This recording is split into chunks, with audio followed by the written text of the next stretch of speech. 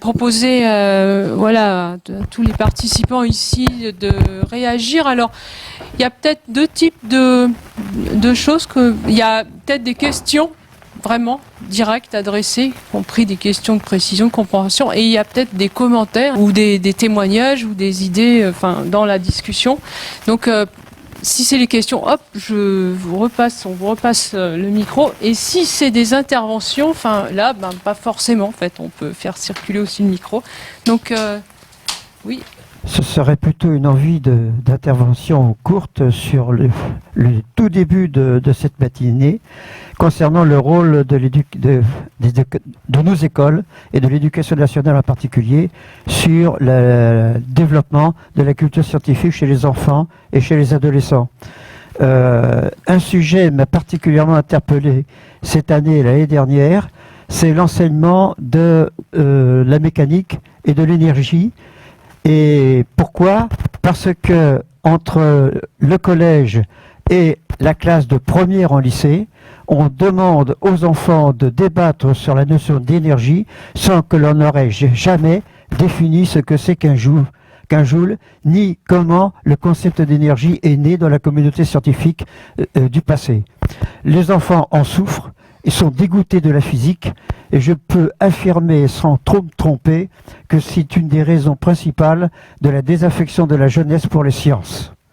C'est pourquoi j'aurais souhaité quelque part, aujourd'hui je ne sais pas, je n'ai aucune idée, mais vous présenter comment ce problème a été résolu en lycée avec mes élèves sur ce sujet. La solution le problème s'est déroulé en une seule séance de cours de physique, la première de l'année scolaire. Elle a duré à peu près une petite demi-heure et beaucoup d'élèves ont retourné leur opinion sur eux-mêmes et la physique après ça. Et je voudrais pouvoir le raconter. Je vous remercie. Merci. Alors voilà, du coup c'est une référence directe à des travaux sur lesquels moi aussi je me suis appuyée sur ce rôle des sciences dans le milieu éducatif. Je fais partie du cercle FSER, je suis chef de projet sur Déclic qui fait se déplacer des équipes entières de chercheurs dans des lycées et donc on a plusieurs objectifs, mais l'un de ces objectifs c'est les exposer à la méthode scientifique et à comment on valide un résultat expérimental. Et au cercle FSER on est aussi impliqué dans un réseau européen financé par l'Union européenne qui justement étudie la diffusion de la culture scientifique en Europe. Et il y a 4 axes de travail. Il y a les médias, il y a l'éducation formelle, donc l'école, l'éducation informelle, donc les musées, les associations, les médiateurs. Et le dernier axe, c'est celui des chercheurs. Et donc les chercheurs sont pour moi très impliqués dans la lutte contre les fake news, mais j'avais envie d'avoir un peu votre opinion sur en fait quels seraient vos conseils à donner aux chercheurs pour éviter d'alimenter les fake news dans un premier temps, et 2, qu'est-ce qui pourrait répondre à un public qui croit à certaines fake news. Merci. En fait, tu avais partiellement répondu, Cyril. Disons plutôt c'est aussi ce travail sur la question de la production de fake news et cette catégorie aussi, je trouve ça très intéressant. Et d'ailleurs, ça a quand même contribué, je pense, à la faire éclater, les interventions. Et au cas par cas, alors je pense pour un certain nombre de chercheurs, d'ailleurs, on est en plein travail réflexif sur mais qu'est-ce qu'on fait, qu'est-ce qu'on propage, comment on utilise, comment on est convoqué par les médias. Oui, c'est un peu ce que j'avais dit tout à l'heure en introduction sur... bien sûr, il faut enseigner la méthode expérimentale, bien sûr, il faut raconter comment travaille un chercheur, mais c'est loin de suffire. Parce qu'effectivement, et c'est très bien, ça rejoint aussi d'ailleurs la question de quoi on peut parler, quoi. effectivement, bien sûr, il faut laisser faire toutes ces expériences. Moi, je suis tout à fait d'accord qu'on peut passer un week-end ou des heures de cours à chercher s'il y a des avions qui vont et c'est très important parce qu'effectivement, on va découvrir plein de choses, analyser plein de choses. Après, ça suffit pas. Un des projets que moi j'avais proposé, qui est pour l'instant dans les cartons, au moment où on a fusionné les universités de Lille, c'était un espèce d'engagement de tous les enseignants de l'université à systématiquement tracer leurs sources et leurs choix de programmes. Ça rejoint aussi d'ailleurs le problème des programmes c'est-à-dire en gros, si on a parlé de notre collègue adjointe au maire tout à l'heure disait qu'elle était enseignante en littérature nord-américaine, en gros voilà pourquoi on choisit d'enseigner tel auteur. Pourquoi on considère qu'il est important dans littérature scandinave de parler de telle personne, et qui est-ce qui a donné son statut d'auteur? C'est parce que finalement il a été reconnu par un prix Nobel, ou au contraire c'est parce que finalement il constitue une microculture que j'ai étudiée dans ma thèse, qui est quand même pas la même chose.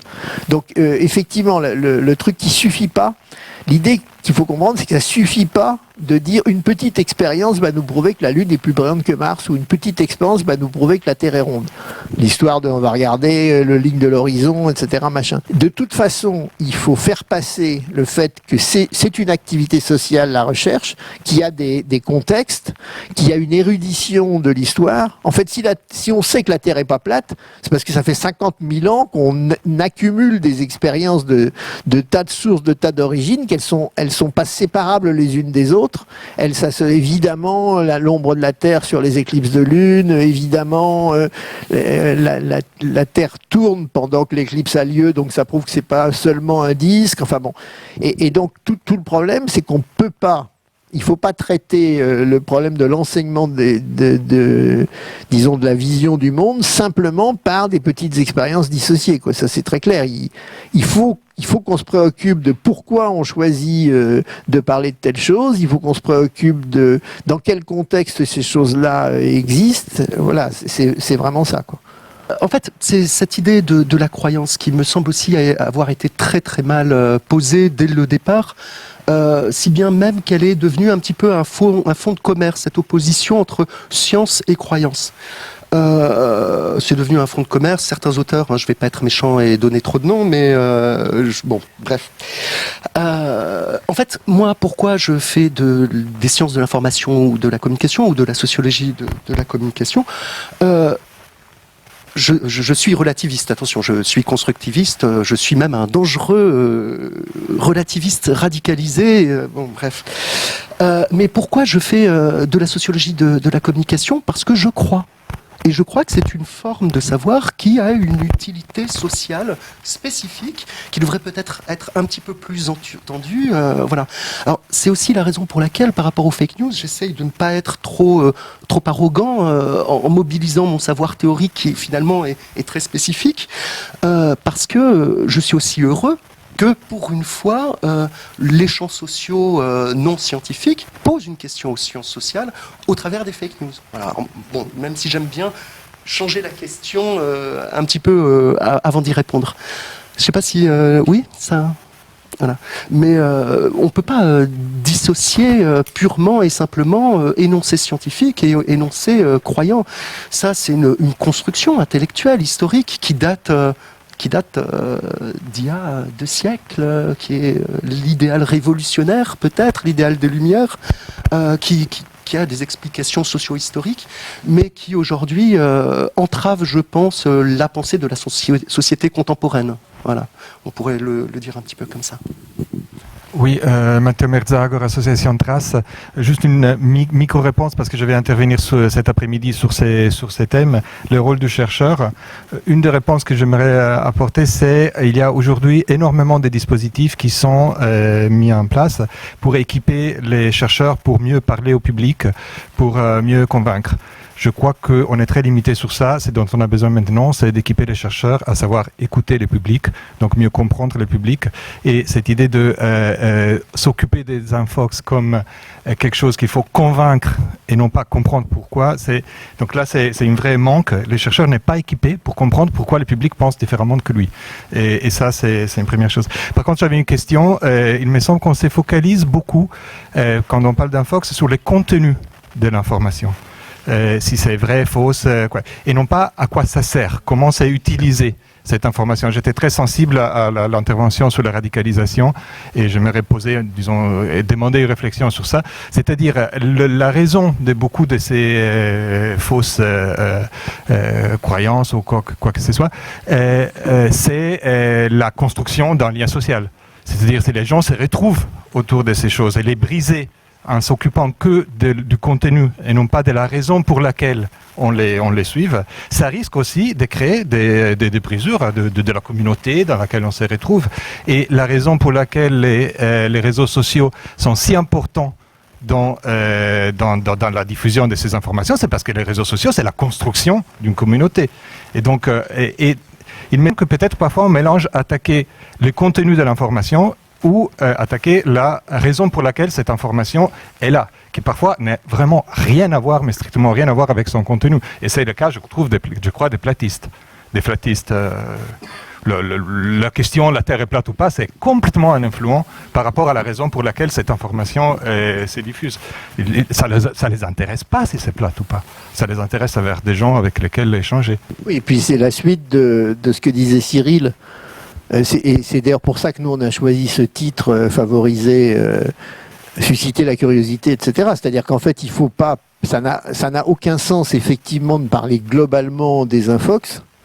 Il faut se poser des problèmes concrets. Soit le problème concret, c'est qu'est-ce qu'on fait dans un groupe quand on est face à quelque chose à une espèce de formalisation d'un modèle qui paraît complètement faux et qui peut entraver le fonctionnement du groupe ou l'avenir des personnes. Ou alors qu'est-ce qu'on fait quand on est face à quelqu'un dans une bibliothèque qui pose une question. Ça, c'est des problèmes qu'on peut essayer de traiter. Après, le problème, je suis complètement d'accord, hein, le problème de se dire on va parler des infox ou des fake news en général, ça c'est sûr qu'on court à la catastrophe, quoi. Je me disais aussi, en entendant cette question-là des frontières et des espaces, parce que finalement, on voit que ce qui se recrée, c'est à un moment donné des clôtures. Enfin, en tout cas, il y a des espaces sociaux, qui se structurent d'une manière qui peut aussi nous échapper. Et en fait, on entretient l'illusion aussi qu'on est tous en même temps, mais on cherche tous des lieux de confiance où on peut être compris les uns des autres, parce qu'on a l'intuition que le monde est fracturé et qu'en fait, on n'est plus exactement tous dans les mêmes mondes. Il y a le bouquin de Lahire pour dire il y a vraiment des séparations extrêmement fortes entre ce qui se vit, ce qui s'éprouve, Et en vous entendant, chacun, je suis frappée par le fait que ça concerne quand même les espaces sociaux. Alors, on peut dire chacun vend son truc, mais c'est aussi chacun peut aussi défendre, enfin pas forcément vendre, mais aussi empêcher que quelque chose ne soit détruit parfois, ou en tout cas éviter de prendre des risques excessifs, ou par exemple quand on change complètement de zone de confiance à propos et alors, tout ça pour dire que les reptiliens, en fait, c'est extrêmement intéressant. Non, mais j'y crois d'une certaine manière. Pourquoi ? Je vais le dire. Non, mais en fait, je trouve qu'il ne se dit pas n'importe quoi, peut-être, quand on parle des reptiliens ou quand on évoque des théories comme ça, farfelues, des explications à propos de la traite négrière. Je me dis soudain, les reptiliens, ça rend peut-être compte aussi du fait qu'il y a des personnes qui vivent complètement ailleurs dans le même monde, et d'ailleurs il y a des gens extrêmement puissants qui ne se sentent plus faire partie de la même humanité, et donc il y a peut-être aussi des manières de raconter des contes ou des mythes aujourd'hui. C'est Didier Huberman qui dit à un moment donné on produit des contes pas parce qu'on sait les choses, mais parce qu'on les sent. Donc on les produit à ce moment-là, et du coup c'est pas des choses auxquelles on croit comme de la même manière qu'à d'autres énoncés, mais peut-être qu'on met en forme des préoccupations incroyablement profondes. Et à propos de l'esclavage et de la traite négrière, peut-être aussi que il est grand temps, dans l'histoire, il y a eu des points aveugles monumentaux, incroyables. Enfin, il y a eu des négations. Enfin, c'est pour ça que tous les savoirs des subalternes, sont en train quand même d'être pris en compte, non pas comme des choses farfelues, mais comme des savoirs qui émergent d'un gouffre de ce qui a été occulté, de ce qui a été combattu.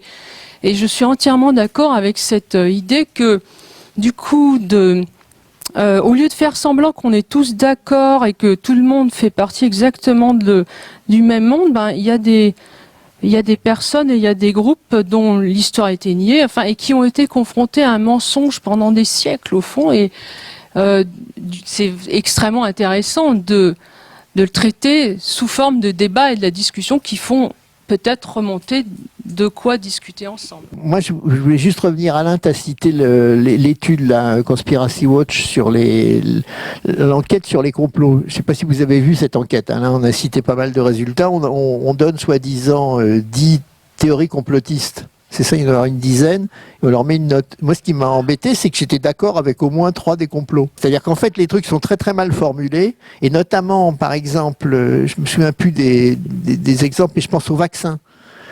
Effectivement, c'est pour aller sur ce que tu dis. Tout le monde a entendu parler de l'histoire du regroupement des vaccins, des 11 vaccins, c'est ça, je crois. Enfin, en gros, derrière la question les vaccins sont-ils dangereux ou pas, il y a toute une série d'autres questions sur l'activité économique de l'industrie pharmaceutique à faire des packages de vaccins, à beaucoup de vaccins, etc. Donc, quand on demande aux gens, est-ce que vous... Effectivement, si c'est un truc du genre, les hommes sont jamais allés sur la Lune, on voit bien la question. En revanche, oui, il y a des questions aussi sur les Russes ont une responsabilité, je sais plus où, dans je sais pas quoi. Voilà, en fait, c'est des questions qui sont très ambiguës, c'est-à-dire que ça rejoint un peu le côté zététique, positivisme, etc. C'est-à-dire qu'à partir du moment où on dit on va regarder si les gens croient au complot, on y va dans une espèce de vision très très positiviste, on pose des questions très bêtes. En se disant qu'on va bien voir si les gens croient ou pas, et on évacue qu'à l'intérieur de ces questions-là, elles sont véhicules d'énormément d'angoisse. Par exemple, je reviens sur les vaccins, sur le rôle de l'industrie pharmaceutique pour réussir à écouler un certain nombre de produits, etc. Donc, effectivement, il y a une nécessité à ne pas regarder de manière très simpliste les reptiliens, les machins, les trucs, mais à se rendre compte du fait qu'ils peuvent tout à fait véhiculer des interrogations des personnes et qu'il ne faut pas simplement demander si les gens croient ou croient pas à telle chose, mais finalement qu'est-ce qu'ils projettent derrière la possibilité de croire à autre chose. Et puis un dernier truc avant de passer à Alain, c'est ce que Moscovici appelle Serge Moscovici évidemment, appelle la polyphasie cognitive, c'est-à-dire le fait que nous croyons des tas de choses contradictoires en même temps. Et que, évidemment, on peut savoir que, bien entendu, la position des astres n'a aucune influence sur notre vie, et lire son horoscope avec beaucoup d'intérêt, trouver ça sympa, et en parler, et calculer son thème astral, et plein de trucs. Je défends pas l'astrologie, je dis qu'on peut tout à fait faire les deux. Et qu'effectivement, on n'arrête pas d'être en contradiction, d'être contre l'homéopathie et de prendre un petit truc homéopathique contre la grippe quand même. Et donc voilà, donc en plus... nous sommes, on a beau être singulier, on est énormément pluriel. C'était juste une petite réflexion par rapport à ce que vous parliez des reptiliens, mais je pensais à Trump. Si on est là, c'est à cause de Trump, quand même en grande partie, qui a inventé quelque chose qui s'appelle la vérité alternative et qu'on a transformé en anglais fake news, la vérité alternative. Et moi, elle m'interroge beaucoup parce que lorsque on voit Trump faire visiter la Maison Blanche aujourd'hui, il s'arrête devant un tableau de Renoir en disant « Regardez, un original de Renoir ». Et l'original est pas très loin. D'ailleurs, il est à New York et le conservateur en chef du musée dit « L'original, il est là ». Et là, on a un questionnement sur cette vérité alternative. Où est le vrai Renoir? Mais on peut aussi se dire que c'est une opportunité pour présenter la physique quantique, qui explique que deux objets, deux particules intriquées peuvent être à deux endroits en même temps. Et ça nous pose question sur la nature de la vérité, bien évidemment. Et ça, c'est une première observation. Et la deuxième observation, c'est la quantité de commentaires aujourd'hui, parce qu'on a oublié de le pointer peut-être aussi un petit peu par manque de temps, mais l'accumulation d'informations dont nous disposons aujourd'hui, qui fait que nous sommes totalement submergés par l'information. Et moi, ça m'a fait penser, toujours dans le modèle américain, à ce qu'on appelle la malbouffe. Et l'information, on peut aussi peut-être, plutôt qu'un Fox, parler de malinformation. Nous disposons de quantités d'informations extrêmement importantes, de sources qu'on connaît bien, de très bonne qualité, avec des travaux qui se font sur le plan de la recherche, de l'université, de toutes les professions qui travaillent sur beaucoup de qualités d'information que nous pouvons reprendre, traiter, etc. Et puis, il y a la malinformation, la malbouffe de l'information qui se vend dans des endroits où ça vaut pas cher parce que il y a plus de journalistes scientifiques, par exemple. Vous avez remarqué, à la télévision, à la radio, il y a plus de journalistes scientifiques. Alors qu'avant, il y avait des services. Donc, il y a plus de gens qui traitent ces informations-là, qui sont capables d'être des tours de contrôle, qui disent oui, ça, c'est intéressant, là, il y a un bon interlocuteur, là.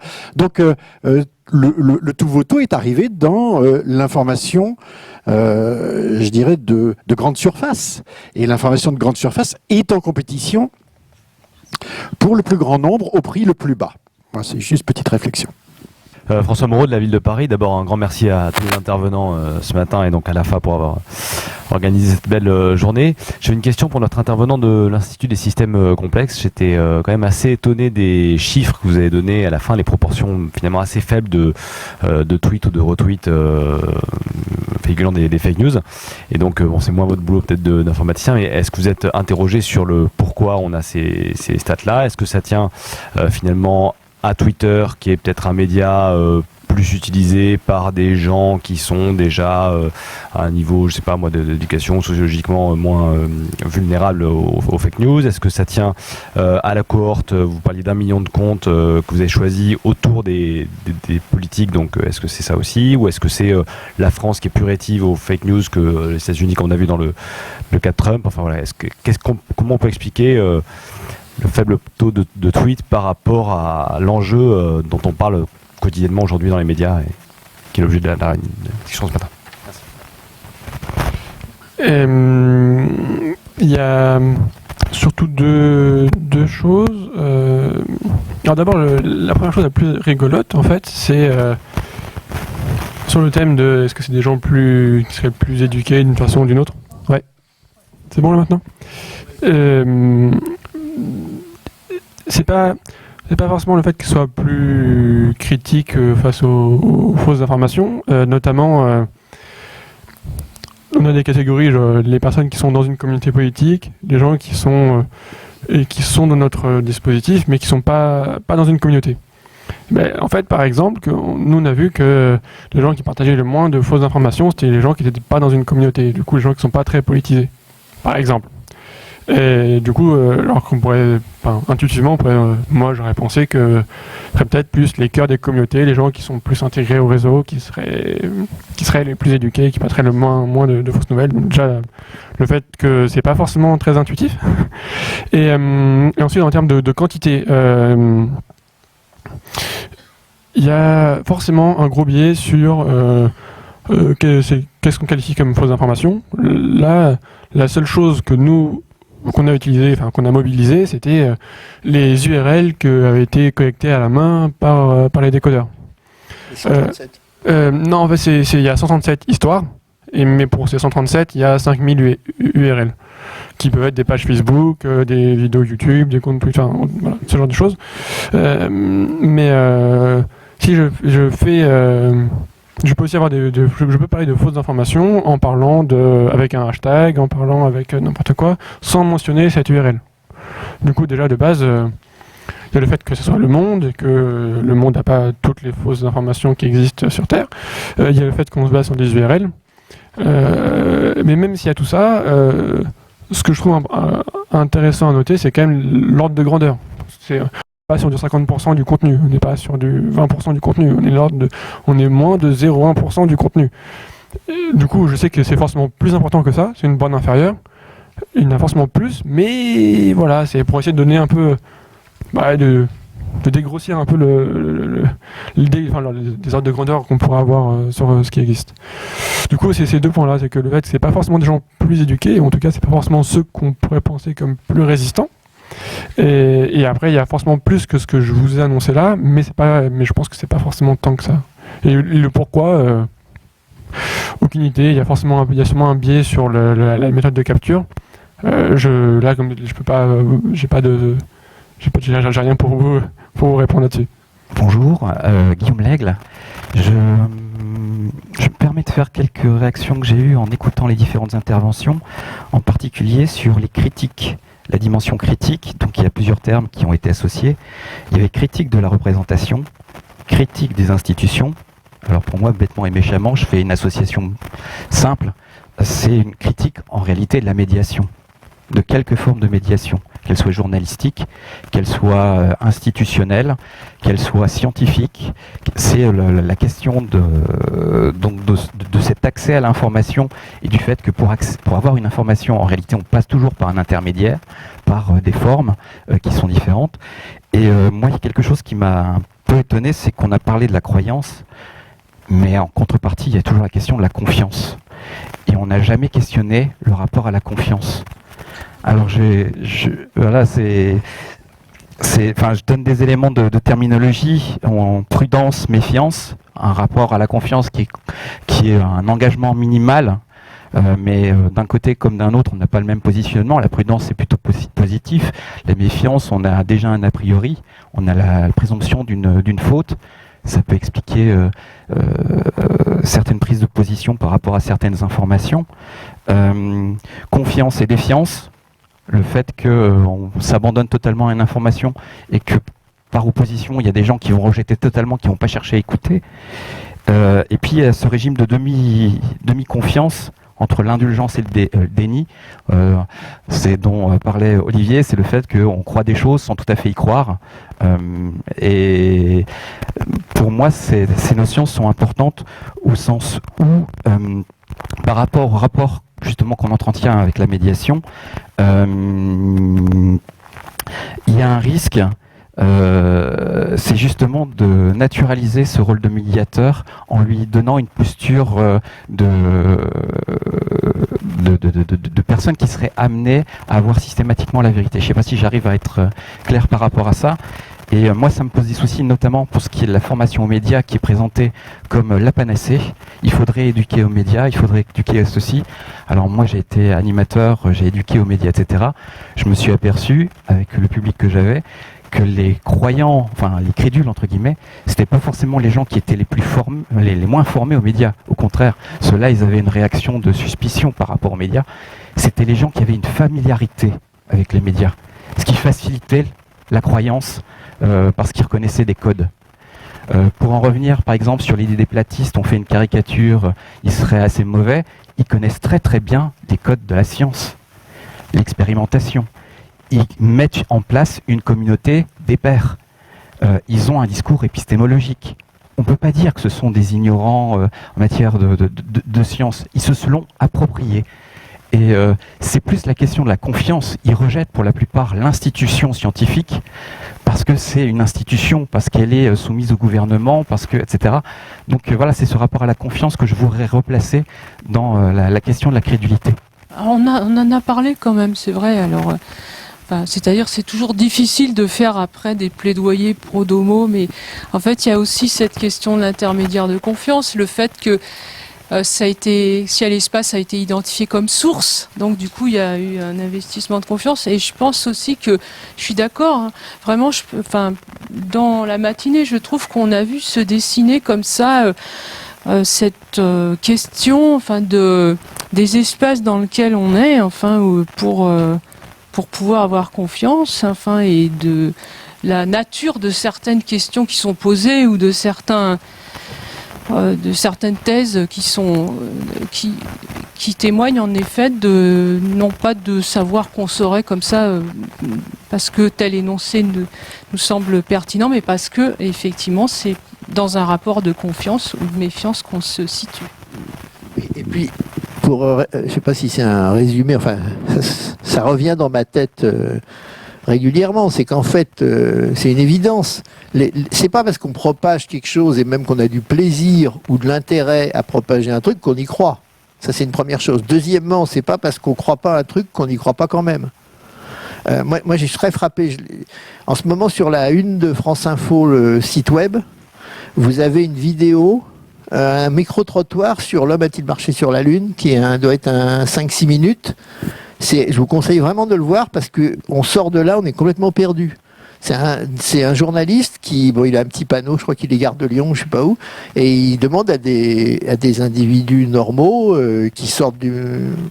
Oui, il n'est pas seulement garde de Lyon, il se balade, je sais pas où, mais bref, il leur demande s'ils croient ou pas que l'homme a marché sur la Lune. Ou il leur demande, l'homme n'a pas marché sur la Lune, vous en pensez quoi?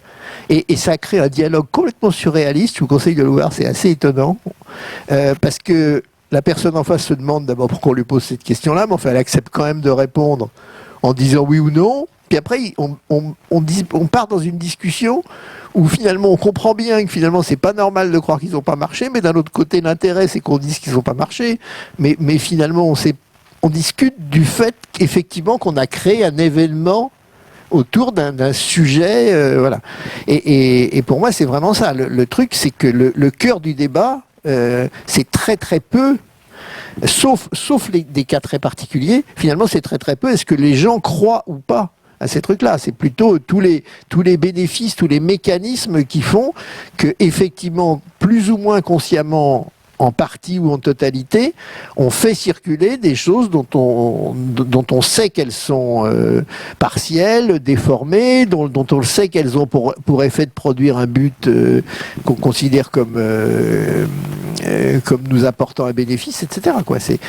Effectivement, non seulement un Fox ne désigne pas un ensemble continu, mais en plus, il nous permet de nous intéresser, je l'ai dit ce matin, je crois, à la fois à des effets et des causes mélangées, sans être capable de savoir si on parle des effets ou des causes, quoi.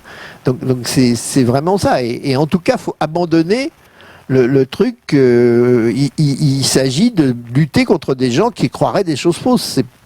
On n'est pas foutu de définir ce que ça veut dire vrai. On n'est pas capable de séparer la vérité d'une socio-histoire des sciences, d'une épistémologie, de paradigme, de choses comme ça. Donc on ne peut pas du tout le prendre par on va combattre au service de la restauration de la vérité, quoi. C'est une évidence. Et je te passe, c'est juste parce que c'était intéressant quand même. Non, mais c'était sur la question de la médiation, parce que ça a revenu plusieurs fois, mais ça va être traité. Mais je me disais, en fait, je pense que la médiation, en fait, la confiance, c'est aussi une valeur. Ça coûte très cher, pour l'avoir. Il y a tout le marché qui lorgne autour des institutions, et je pense de la médiation.